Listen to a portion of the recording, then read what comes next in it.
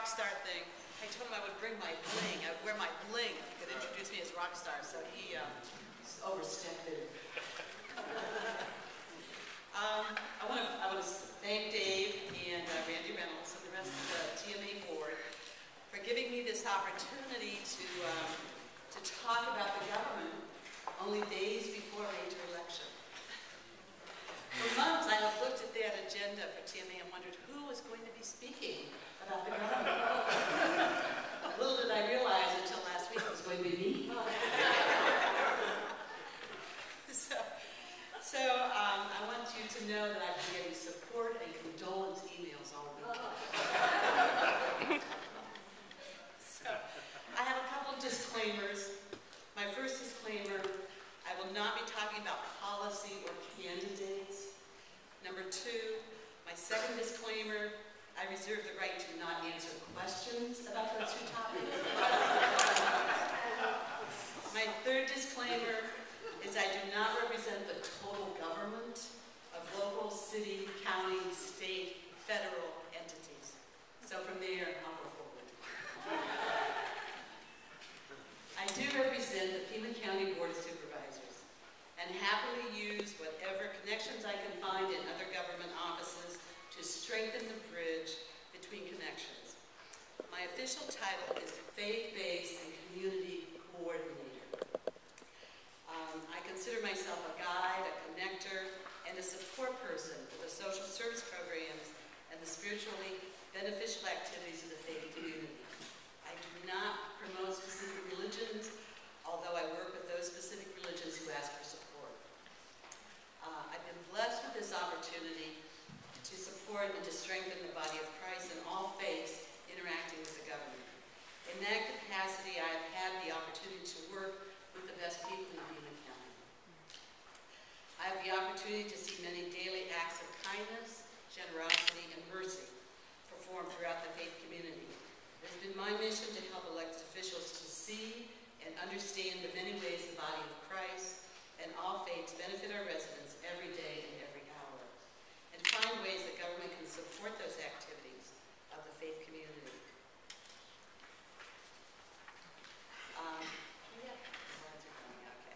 Fortunately, our Pima County was settled in faith by Father Kino in the 1700s and has a strong tradition of faith. All the members of the Board of Supervisors and I participate in faith tradition. I believe it is because of this strong, rooted faith tradition, Pima County became the first county in the United States to create the faith liaison position. The position was proposed by Resolution 2003-224 by Dan Ekstrom, then a member of the Pima County Board of Supervisors. By unanimous consent, the bipartisan Board of Supervisors approved the resolution that created this position on September 9, 2003. The initial concept remains. The board wanted to know more about the faith community, what they were doing, what the board could do to support those activities. The county does not have a specific program to which faith groups must conform unless we are working a grant. The county does not seek to interfere, to impose, or to limit the activities of the faith community. The county seeks to encourage the range and capacity of the faith groups to provide their services. I told Lisa Chastain the other day, when I started this job in 2003, the walls between the government and the faith were high and strong. In 2001, President George Bush initiated the faith collaboration, which opened the way for Pima County to establish this liaison position. Over the years, we have seen the visibility and support of faith activities increase dramatically. This collaboration continues under President Obama and hopefully will continue through all future administrations. Perhaps the biggest, best, and most visible support the Board of Supervisors has provided to faith community projects is Hope Fest. And Elisa spoke to you about that last month. Unfortunately, I was out of the state, so I don't know how much I'm stealing from what she said. But when I first worked with Hope Fest in 2004, it was with Jim Smith.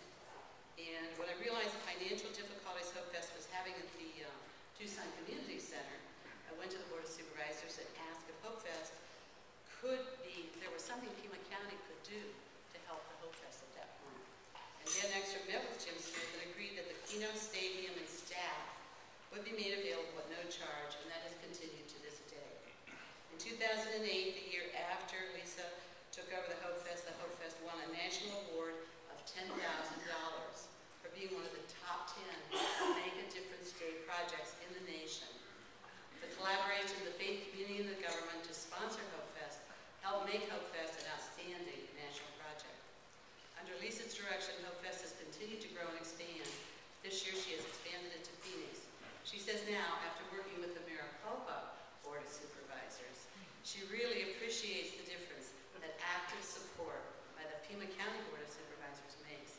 Pima County does not charge for the use of the stadium or stadium staff because it recognizes the tremendous benefit Hope Fest, a volunteer project of the faith community, brings to the residents of Pima County. In one day, always the fourth Saturday of October, this year that is October 27th, between 22,000 and 25,000 homeless, poor, or working poor will receive a wide variety of services that the government could never afford to provide, such as some 300 to 500 dental procedures, haircuts, clothing, food, eye exams, flu shots, and medical evaluations. The work for faith encouraged by the county's actions have been utilized by other government entities, and they've taken real notice of that. Another particularly successful collaboration between the body of Christ and the government was the Bring Back the Splash program, which through collaboration the faith community and the city government renovated 7 city pools.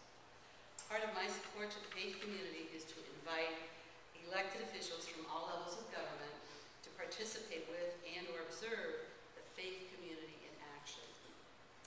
On the National Day of Prayer 2011, Councilman Richard Fiebres of the city of Tucson responded to that invitation and sat at Dave Drum's table. Their conversation included the need for city swimming pools to be repaired so they could be open for children, especially in poor neighborhoods. Dave Drum helped bring this need to contractors in the faith community. Pantano Christian Church, through Pastor Bill Fisher and Ron Burton, a recently retired manager of the City Parks Department, helped clarify the construction permits and paperwork issues. The City Council was supportive and excited about this collaboration. I understand Rick Sturtz and Doug Martin were especially helpful in guiding the project to completion. I don't have all the details here. For this project, I merely brought Richard Fiebres and Dave Drum together because they are both activists for people, especially kids, and the community. They moved the project forward. I learned about it after it was actually completed. When I talked to Councilman Fiebres yesterday, he told me that Rick Sturtz and Doug Martin had been honored Monday by the Tucson City Council for their work with the Summer Splash program. 29,000 people used one pool, the Quincy Douglas pool alone. So there were 6 other pools with equally the number of people working and receiving that benefit. 42,000 youth were given swimming lessons in the 7 pools. And it was a tremendous and wonderful collaboration. As Councilman Fiebres says, God draws people together in like minds. And I think that was especially true in this case. This is really the wonderful story of what is happening between the government and the community of faith in Tucson and Pima County. People are working together for the good and betterment of all. We don't know all the details, but we are seeing the fruits of that collaboration and cooperation. I believe we'll see a more positive visibility of faith and faith groups throughout the community. There's also a greater sense of government support and interest in the activity of the faith groups. Randy Reynolds, too, has been a tireless worker to bring the activities to the recognition of the elected officials and of the general community. He supports many projects that benefit the community by collaborating faith groups and government entities. Some of these projects are Lisa Chastain and her great work with Hope Fest, Pastor Cynthia Palmer with her Healing and Uplifting program at Eagle Wings of Grace, Jansen Azarias with his outstanding Higher Ground after-school program in buildings owned by the school district. They've opened that up for Jansen to have his program there. Cherie Gray with Tucson Refugee Services and with the Giving Tree throughout its years of providing much-needed services to the homeless. Randy's Community Renewal also participates in the Pima County experimental program that links 14 faith groups directly to the community action emergency funds that help pay rent and utilities. Until his retirement, Dan Exter was the supervisor most actively supportive of the faith-based coordinator's position, the position he helped to create. After his retirement, Ramon Valadez, now the chairman, continued continued that active support. Ray Carroll, Richard Elias, and Sharon Bronson have all been especially active in their support of the faith community. The separation of church and state continued, both the executive orders of George W. Bush on January 29, 2001, that separation is no longer so complex. Before President Bush's orders, all religious icons had to be removed from a room before a government event could take place in that room. Also, there were rigid requirements about how money could be released to faith groups. The requirements are now less rigid, although the monies can still only be spent directly supporting faith activities. I mean, not for faith activities, for social service activities. It still requires that we only spend government money on social activities. The Pima County Faith-Based Community Initiative supports many general projects like with outreach, computer labs, and employment programs. Pima County has successfully managed 2 large grants specifically directed to support and encourage the work of the faith community. Most of the money was passed through to the faith community. The first grant ran from 2005 to 2007.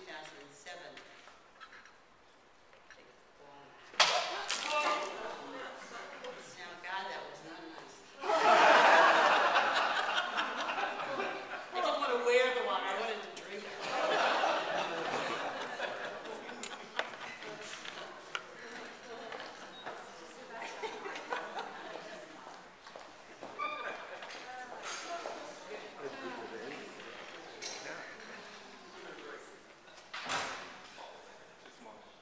What should I do? No, everything's okay, fine up here. Thank you.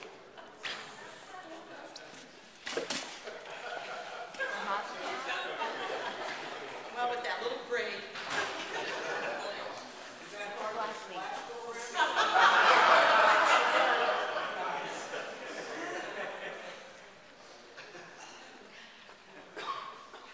Pima County has successfully managed 2 large grants specifically directed to support and encourage the work of the faith community. Most of the money was passed through to the faith community. The first grant ran from 2005 to 2007. Response from the faith groups was outstanding. The goal of the grant was to establish homeless people in jobs and keep them on the job for 6 months. 9 faith groups participated in the grant. Pima County established that the money should be directed to those faith groups with histories of working with the homeless. I was the guide and the technocrat on meeting the requirements of the federal grants. The Pima County faith groups, given some additional financial resources from the grant and training on job placement, were able to dramatically expand their ministries. Pima County was named one of the top 3 performers on the grant in the nation. Our goal was to have 135 complete the 6 months on the job. We far exceeded that with 153 completing. We actually interviewed and worked with thousands in order to get those people to stay on the job for 6 months. It was dramatically wonderful. The Tucson Chamber of Commerce gave its Common Ground Award to each of the participants at a community celebration. It was a new, solid connection between faith groups and the business community. Because Pima County's grant between the faith community and the government was so successful, I made presentations in New Orleans and in Washington, D.C. about the dedication and passion of the faith groups in Pima County to help those in need. Libby Wright, as the top performer in the nation, was invited to the Washington, D.C. conference held by the U.S. Office of Faith-Based Community Initiatives. The Wild Rev, our own Larry Mundy, I don't see Larry today, with his wingman, Pastor Mark Vavra, became more visible to the community for Sober's outstanding work in healing addiction.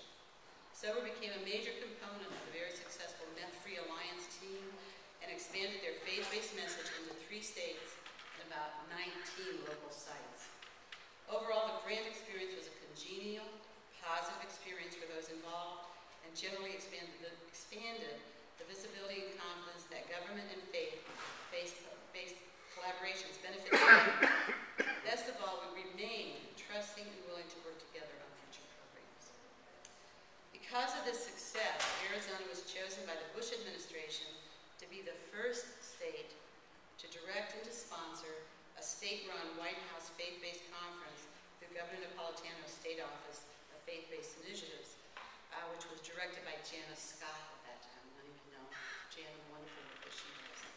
In May of 2007, Arizona held a conference and Pima County was named the Compassion Champion of May 2007. All the faith partners of Compassion Grant were honored. There were 1,500 attendees in Phoenix, and the White House staff told us this was more than usually attend the national faith-based conferences. The second large grant that we did was Youth Employment and Reentry Network, YEARN, and that was to plan and partially initiate a mentoring reentry program for young people returning from incarceration at the Juvenile Center, the jail, and Arizona Correctional Facilities. This was the first time that these entities have been convened around the same table to discuss the problems confronting our reentry youth. Rick Stevenson ran an outstanding training program for mentors. Randy Reynolds helped to develop the mentoring curriculum, and I do have copies of the curriculum with me. It was a wonderful program, and you can get copies of it online. And as did Teresa Kolodny and Philip Johnson, this mentoring program is available online. In this grant, we also outlined a plan for restorative justice. You know, we've taken sort of a break on restorative justice, but we plan to get back to that. And this was also this plan on restorative justice and outlining some of the programs that have been successful across the nation and in Arizona is also available online. Pima County, again, faith groups far exceeded the stated goals of the program. However, Pima County did not get funded for implementing the plan that we put together because of the economic collapse of 2008. When the funding did become available again in 2011, it was geared for the private sector, for nonprofits, not government. We turned over our plan to some local nonprofits who applied for the money. They included our faith partners in their application. Many requests for proposals from the federal government now mandate or encourage faith group participation, and it really is very, very beneficial for everyone. While coordinating these large grants, Pima County has supported many faith groups in their day-to-day activities and in experimental collaborative programs. The primary focus has been to help the faith community, one, become more visible and interactive with government agencies and elected officials. Two, encourage faith groups to become more comfortable in utilizing government resources to meet the needs of their congregations, their neighborhoods, and those in need. And I especially want to thank Steve Wright, Family Life Radio, and Pastor Roy Tolbert of Gospel Rescue Mission for their consistent support and dedication to supporting the programs in the faith community. I'd really like to thank you very much.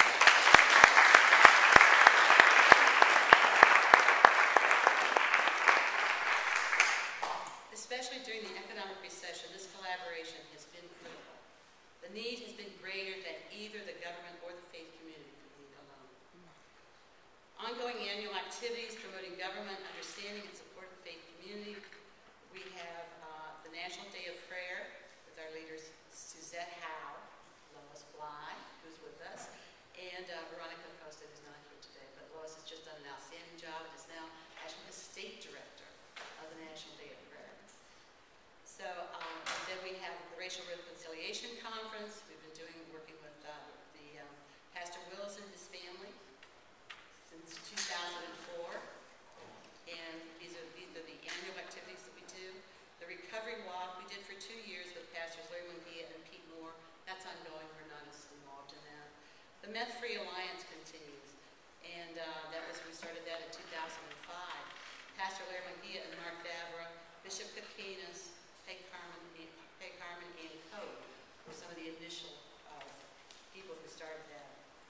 We also work with an experimental program, and it's not actually closed. If there are other groups in the audience who are interested in participating, we can talk to you about that. But it involves working with the Community Action Agency monies to help people in need to pay their rent or utilities. It's one of those programs where it's like you can do it once a year, but you may have people in your neighborhood or in your church or your faith groups that may need that assistance. We also do computer labs in faith and community sites, and those are to encourage employment outreach. We actually provide recycled computers, set them up in your faith group or the nonprofit area. It's usually 3 or 4 with a printer, and have some, requests, but it does become your equipment, so you can use it during faith services or whatever.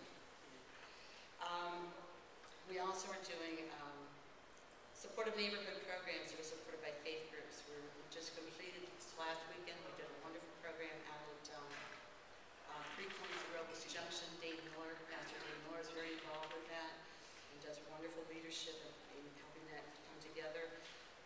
We do supportive agency programs that, like Literacy Connects, that support faith program goals, like Literacy Connects. We've also worked with Open Table and the Pantano Christian Church, Desert Skies Methodist, and St. Andrews Presbyterian. We've all been involved in that. Pantano Christian, and has been absolutely the leader in helping that come together in Tucson. We've also been involved because of the grant that we did in foster care programs and reentry programs.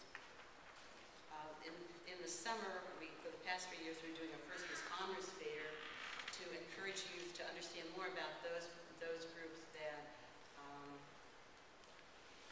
are the first ones on the scene of an accident or a crisis or that kind of thing. Al, I do want to thank you because it was because of your wonderful National Day of Prayer event that Dave and Lucas were able to come together, and it was really a wonderful event. Casework for faith groups. These are some of the things that I do is sort of casework for faith groups. I assist with government documents, with unit programs, and inviting elected officials or agency officials to faith events. And that's part of that is helping get proclamations, letters from the mayor, letters of support, that kind of thing.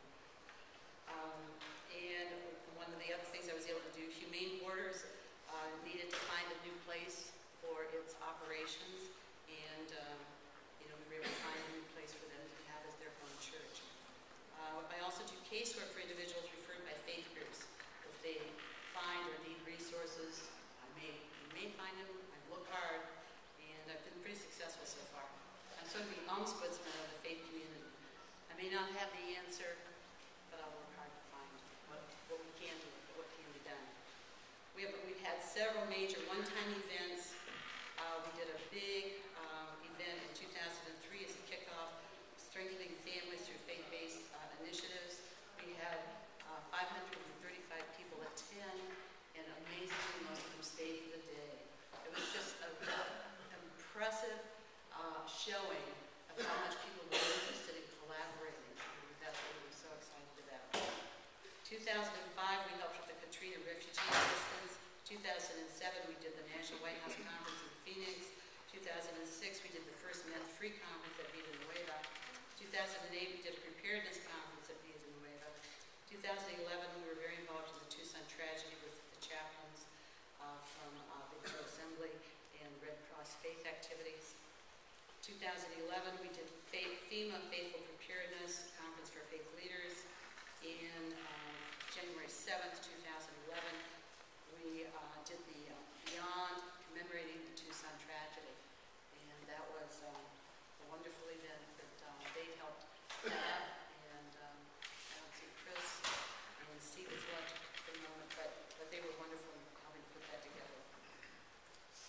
Some of the upcoming events that we have that we're going to be doing is the grand opening of the Vet Center. The Vet Center is for veterans of all wars, actually. Not World War I, but World War II and above. They have needs. This is the first place in the nation that all those resources for veterans are going to be coming together under one roof. So they don't have to go from this side of town to that side of town. And the other benefit to that is that the folks who have those different programs are starting to talk to each other. So they understand what those programs are and how they can interface with each other. And then our most recent, the next big project, which is the Veteran Center, is actually opening on the 19th, on Friday the 19th. And then on the 24th, we have Break the Silence of Domestic Violence. And this is a conference for faith leaders put together through the Pima County Attorney Barbara Wall's office, Victim Witness. We're real pleased about this because we have been able to find someone in one of the agencies who had her own church in Philadelphia, who specialized in domestic violence, and she's been very, very helpful in putting this together. This has been put together. Part of what I try to do, and Randy helped tremendously with this, is when we put something together for the faith community, that it is relevant to the faith community, that we're not just putting a title out there and saying, come on down, but that it is something that's relevant and useful for the faith community. And Randy was real wonderful because he actually helped them put together continuing education units for this event. So there you can get 4.5 continuing education units for attending this conference. So it's a 4.5-hour conference, and you get 4.5 hours of continuing education units. So can't get better than that. Anyway, that's what I do. That's what I've seen the community do. There's a lot of things. It was tough putting this together because you all do so much. I had to really pull back, so many things that people are doing. And there's just so many wonderful people that have been supportive of so many things that